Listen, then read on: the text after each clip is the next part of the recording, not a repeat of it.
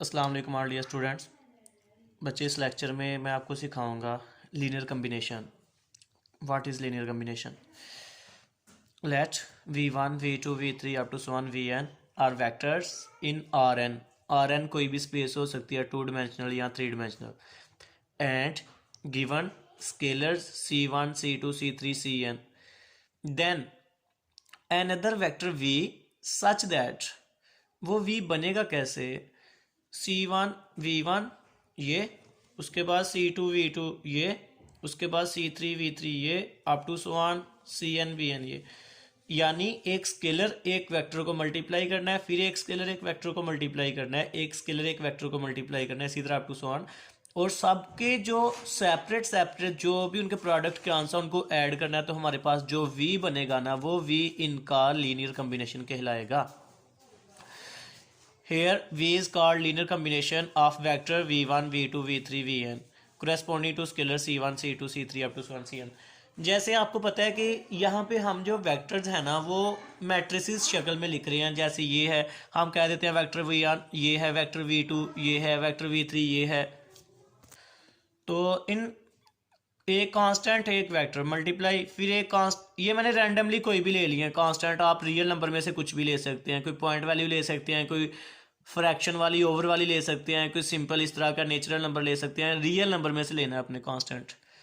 तो वेक्टर इस तरह के मैट्रिक्स शक्ल में होता है। जो वेक्टर होता है उसकी मैट्रिक्स रिप्रेजेंटेशन क्या होती है कि उसमें ओनली वन कॉलम होता है। रोज एक से ज़्यादा हो सकती हैं, लेकिन कॉलम सिर्फ एक ही होता है। तो ये हमारे पास वेक्टर हैं। इनको जब हम इनके साथ इस तरह कंबाइन करेंगे, तो जो इनके आंसर में, इनके कैलकुलेट करने के बाद जो फाइनल आंसर आएगा, वो इन वेक्टर्स का लीनियर कम्बिनेशन कहलाएगा।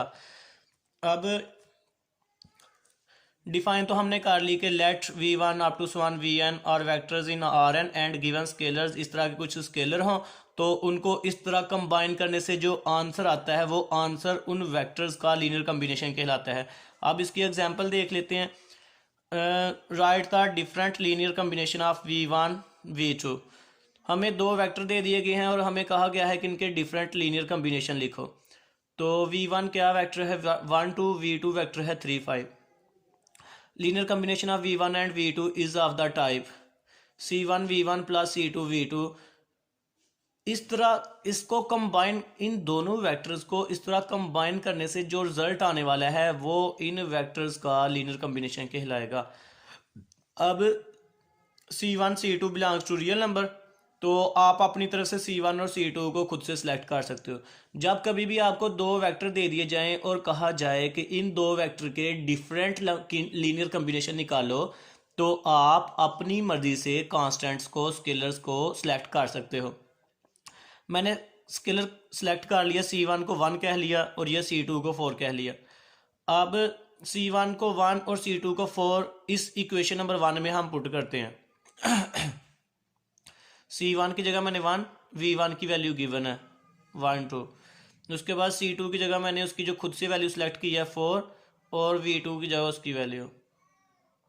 उसके बाद दोनों को मल्टीप्लाई करूंगा, इन दोनों को भी मल्टीप्लाई करूंगा, तो ये रिजल्ट आ जाएगा, ये रिजल्ट आ जाएगा। दोनों को ऐड करूंगा तो ये आ जाएगा, और इसको अब हम जो है ना कंप्लीट सॉल्व करते हैं, तो ये आ जाएगा 1322। यानी v का आंसर आ गया ये। अब ये जो मैंने इसको तो इक्वेशन नंबर 1 रखा था, जहां मैंने वैल्यू पुट की है, उसको मैंने इक्वेशन नंबर 2 का नाम दिया।